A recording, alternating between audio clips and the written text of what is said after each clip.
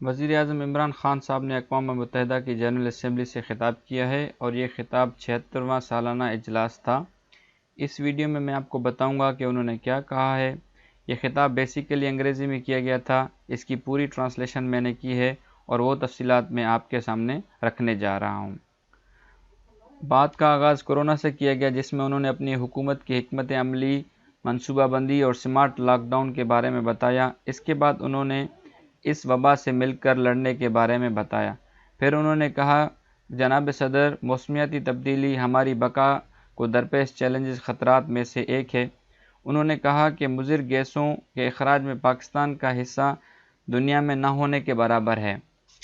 اس کے باوجود انہوں نے کہا کہ ہم ان 10 ممالک میں سے ہیں جو موسمیاتی تبدیلی سے سب سے زیادہ متاثر ہو رہے ہیں۔ اپنی عالمی ذمہ داریوں سے پوری طرح ہم واقفیت رکھتے ہیں۔ ہم نے ایک انقلابی ماحولیاتی پروگرام کا آغاز کیا ہے۔ 10 ارب درخت لگانے کی مہم سے پاکستان میں نئے سرے سے ہم جنگلات کا آغاز کر رہے ہیں، قدرتی آماج گاہوں کو محفوظ بنا رہے ہیں اور توانائی کے ایسے ذرائع کی طرف جا رہے ہیں جن سے پالوشن نہیں پھیلتی۔ اپنے شہروں سے آلودگی کا خاتمہ کر رہے ہیں۔ ہمیں ماحولیاتی تبدیلیوں کا مقابلہ کرنے کے لیے خود کو تیار کر رہے ہیں۔ کورونا کی وبا، اس کے سبب معاشی بدحالی اور موسمیاتی ایمرجنسی۔ انہوں نے کہا کہ یہ 3 طرفہ چیلنجز ہیں جس کے لیے دنیا کو ایک جامع منصوبہ بندی کی ضرورت ہے، جس میں پہلے نمبر پر ویکسین دستیاب کی جائے، سب کے لیے، سب کو ملے اور ہر جگہ اور ہر شخص کو لگنی چاہیے جتنا جلدی ممکن ہو سکے۔ نمبر 2، ترقی پذیر ممالک کو مناسب فائنینسنگ فراہم کی جائے، جیسا کہ یہ کیا جا سکتا ہے کہ جو قرضے ہیں انہیں ری شیڈول کیا جائے، اور اس کے علاوہ انہوں نے کہا کہ وہ موسمیاتی تبدیلیوں کے اثرات سے نمٹنے کے لیے فائنینسنگ کی سہولت بھی فراہم کی جائے۔ پھر انہوں نے کہا کہ نمبر 3، ہمیں سرمایہ کاری کی واضح منصوبہ بندیوں کو اختیار کرنا چاہیے جو غربت کے خاتمے کے لیے ضروری ہو، جو روزگار پیدا کرنے کے لیے ہوں اور پائیدار انفراسٹرکچر بن سکے، تعمیرات ہو سکیں، دنیا کی ڈیجیٹل تقسیم ختم ہو جائے۔ اب اس تقریر کا بہت امپورٹنٹ حصہ اب شروع ہونے والا ہے۔ جناب صدر، ترقی پذیر ممالک کی بدعنوان حاکم اشرافیہ کی لوٹ مار کی وجہ سے امیر اور غریب ملکوں میں فرق خطرناک حد تک اور خطرناک رفتار سے بڑھ رہا ہے۔ میں اس پلیٹ فارم سے دنیا کی توجہ دنیا کی ترقی پذیر چوری کی طرف مبذول کروانا چاہتا ہوں۔ حساب لگایا گیا ہے کہ UN فیکٹ پینل نے بتایا ہے کہ 7,000 ارب روپے محفوظ مالیاتی پناہ گاہوں میں چھپا دیے گئے ہیں، اور اس چوری سے ترقی پذیر ممالک پر منفی اثرات پڑ رہے ہیں۔ اس چوری سے ان ممالک کی حالت مزید پتلی ہو رہی ہے، غربت میں مزید اضافہ ہو رہا ہے، اور اس طرح کی منی لانڈرنگ سے ان ممالک کی کرنسی پر منفی اثرات مرتب ہو رہے ہیں۔ فیکٹائے کے مطابق 1,000 ارب ڈالر ہر سال ترقی پذیر ممالک سے نکل کر امیر ملکوں کی طرف چلا جاتا ہے۔ جناب صدر، ان چوری شدہ اثاثوں کی واپسی غریب قوموں کے لیے ناممکن ہے۔ ان کے پاس ایسے وسائل نہیں ہیں۔ یہی پیسہ ان ملکوں میں ترقی اور قوم کی فلاح پر لگایا جانا ہوتا ہے، اور پھر میں دیکھ رہا ہوں کہ ایک ایسا وقت آ سکتا ہے جب یہ ترقی یافتہ ممالک دیواریں بنانے پر مجبور ہو جائیں گے کہ وہ کس طرح سے پیسہ لانڈر کرنے والوں کو تحفظ دے سکیں۔ بیسیکلی یہاں پہ عمران خان صاحب یہ کہہ رہے ہیں کہ جب آپ غریب دنیا سے دولت نکال دیں گے تو پھر یہاں پر جو ہے اربن مائیگریشن یعنی کہ پاورٹی مائیگریشن ہوگی، پھر امیر ملکوں کی طرف لوگ ٹریول کریں گے، پھر آپ لوگوں کو یہ مائیگریشن روکنے کے لیے دیواریں کھڑی کرنے پڑیں گی۔ اب آ جائیں اگلا بہت امپورٹنٹ ایشو، اسلاموفوبیا۔ انہوں نے کہا کہ اسلاموفوبیا خطرناک رجحان ہے جس کا ہم سب کو مل کر مقابلہ کرنا چاہیے۔ 9/11 کے بعد دہشت گردی کو اسلام سے جوڑا جا رہا ہے۔ دائیں بازو کے پرتشدد رجحانات میں اضافہ ہوا ہے، جس کے سبب انتہا پسند اور دہشت گرد گروہ مسلمانوں کو نشانہ بنا رہے ہیں۔ جنرل اسمبلی نے ان ابھرتے ہوئے خطرات کو تسلیم کیا ہے۔ ہمیں امید ہے کہ سیکریٹری جنرل کی رپورٹ نے ان اسلام مخالف رجحانات اور دہشت گردوں کی طرف سے نئے خطرات کا احاطہ کرنے میں سیکرٹری جنرل سے اپیل کرتا ہوں کہ وہ اسلام و فوبیا کا تدارک کرنے کے لیے بین الاقوامی مکالمہ شروع کریں۔ اب یہاں سے پاک بھارت تعلقات، کشمیر اور RSS نظریے پر بات شروع ہوتی ہے۔ جناب صدر، اسلام و فوبیا کی سب سے بھیانک شکل میں بھارت میں پنجے گاڑے ہوئے ہے۔ فاشسٹ RSS BJP حکومت کی جانب سے پھیلائے گئے نفرت سے بھرے ہندوتవ نظریات نے بھارت میں بسنے والے 20 کروڑ مسلمانوں کے خلاف خوف اور تشدد کی ایک لہر جاری کر دی ہے۔ کاؤ ویجیلانٹیز نے مسلمانوں کا قتل جاری رکھا ہوا ہے۔ وقفے سے منظم قتل کا سلسلہ جاری ہے، جیسا کہ نئی دہلی میں گزشتہ برسوں ہوا۔ شہریت کے امتیازی قوانین جن کا مقصد بھارت کو مسلمانوں سے پاک کرنا ہے، مسجدوں کو شہید کرنا اور مسلمانوں کی تاریخ کو مٹانا ہے، یہ سب اس مہم کا حصہ ہے۔ نئی دہلی کی جانب سے ایک ایسے راستے کا انتخاب جسے وہ بدقسمتی سے جموں کشمیر کے مسئلے کا حل سمجھتا ہے۔ بھارت نے 5 اگست 2019 سے مسلسل یک طرفہ اور غیر قانونی اقدامات شروع کر رکھے ہیں۔ انہوں نے 9 لاکھ قابض فوج کے ذریعے خوف کی ایک لہر جاری رکھی ہوئی ہے، کشمیری لیڈروں کو جیل میں بند کر رکھا ہے، میڈیا پر پابندی لگا رکھی ہے، پرامن مظاہروں کو پرتشدد کارروائیوں سے دبایا جا رہا ہے، 13,000 کشمیریوں کو اغوا کر رکھا ہے۔ بھارتی کارروائیاں اقوام متحدہ کی جموں کشمیر کے بارے میں سلامتی کونسل کی قراردادوں کی خلاف ورزی ہے۔ قراردادوں میں صاف وضاحت موجود ہے کہ اس قبضے کا حتمی فیصلہ اقوام متحدہ کی نگرانی میں کروایا جائے، ایک شفاف اور آزادانہ استصواب رائے کے ذریعے۔ مقبوضہ جموں کشمیر میں بھارتی کارروائیاں بین الاقوامی قوانین برائے انسانی حقوق اور انسانی دوست قوانین کی بھی خلاف ورزی ہیں، بشمول چوتھے جنیوا کنونشن کے۔ اس کی بھی خلاف ورزی ہے۔ بھارت کی کارروائیاں جنگی جرائم، انسانیت کے خلاف جرائم کے زمرے میں آتی ہیں۔ یہ بدقسمتی ہے کہ دنیا کا انسانی حقوق کی خلاف ورزیوں کے حوالے سے ایک جیسا رویہ نہیں ہے، انصاف پر مبنی رویہ نہیں ہے، اور اکثر بڑی طاقتوں کو علاقائی سیاسی معاملات اور کاروباری معاملات مجبور کر دیتے ہیں کہ وہ اپنے دوست ممالک کے خلاف کارروائی کرنے سے گریز کریں، ان پر نظر نہ رکھیں۔ ایسے دوہرے معیارات بھارت کی صورت میں سب سے زیادہ واضح ہیں، جہاں RSS اور BJP حکومت کو انسانی حقوق کی پامالی کی کھلی چھوٹ دے دی گئی ہے۔ بھارتی بربریت کی تازہ ترین مثال عظیم کشمیری رہنما سید علی گیلانی کی میت کو ان کے خاندان سے زبردستی چھیننا ہے۔ انہیں ان کی خواہش اسلامی طریقہ کار کے مطابق تدفین کے حق سے بھی محروم رکھا گیا۔ یہ کارروائی جس کا کوئی اخلاقی یا قانونی جواز نہیں تھا، بنیادی انسانی حقوق کی شائستگی کے خلاف تھا۔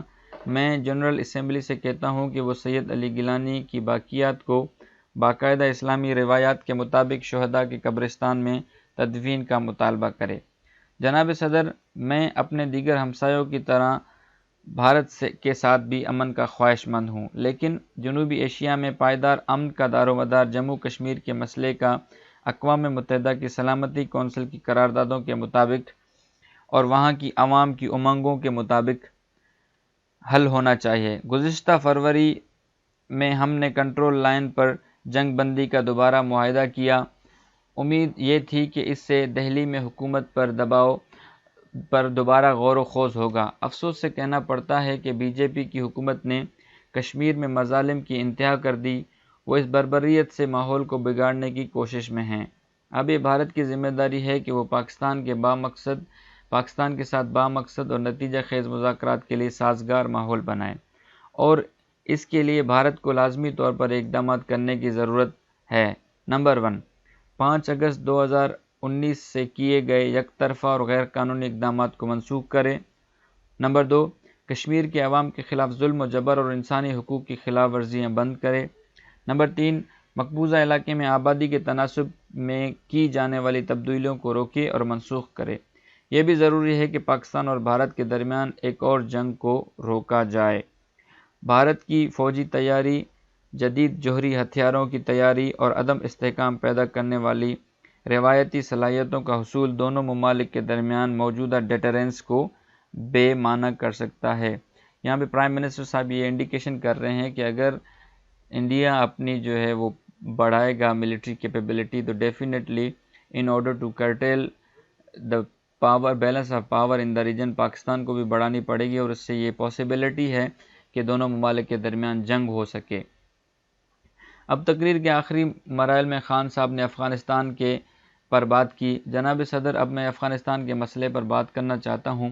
کسی وجہ سے افغانستان کی موجودہ صورتحال یعنی وہاں ہونے والی تبدیلی کے حوالے سے امریکہ اور یورپ میں بعض سیاستدان پاکستان پر الزام تراشی کرتے رہتے ہیں۔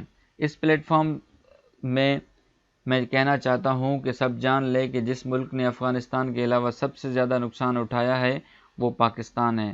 جب ہم 9/11 کے بعد دہشت گردی کے خلاف امریکہ کی جنگ میں شامل ہوئے تھے، 80,000 پاکستانی مارے گئے اور ہماری معیشت کو 150 ارب ڈالر کا نقصان ہوا۔ پاکستان میں 35 لاکھ افراد بے گھر ہوئے، اور یہ کیوں ہوا؟ اس کی وجہ یہ ہے کہ 80 کی دہائی میں افغانستان پر غیر ملکی قبضے کے خلاف جنگ میں پاکستان صف اول میں تھا۔ پاکستان اور امریکہ نے افغانستان کی آزادی کے لیے مجاہدین کو تربیت دی۔ دنیا بھر سے مجاہدین گروہوں افغان مجاہدین اور القاعدہ کو ہیرو سمجھا جاتا تھا۔ پریزیڈنٹ رونلڈ ریگن نے 1983 میں ان کو وائٹ ہاؤس میں بھی دعوت دی تھی، یعنی کہ ان مجاہدین گروپ اور القاعدہ کے لوگوں کو۔ ایک نیوز رپورٹ کے مطابق انہوں نے ان کا موازنہ امریکہ کے بانیوں کے ساتھ کیا تھا۔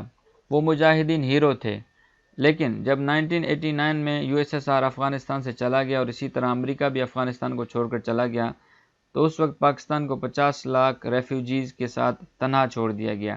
ہمارے ہاں مذہبی فرقہ پرستی پھیلانے والے عسکری گروہ آ گئے جن کا پہلے کوئی وجود نہ تھا۔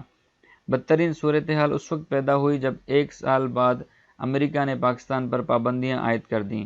ہمیں لگا کہ ہم استعمال ہوئے ہیں، لیکن وقت گزرا، 9/11 ہوا، ایک بار پھر امریکہ کو پاکستان کی ضرورت پڑی، کیونکہ اب امریکہ کے زیر قیادت اتحاد افغانستان پر حملہ کرنے جا رہا تھا۔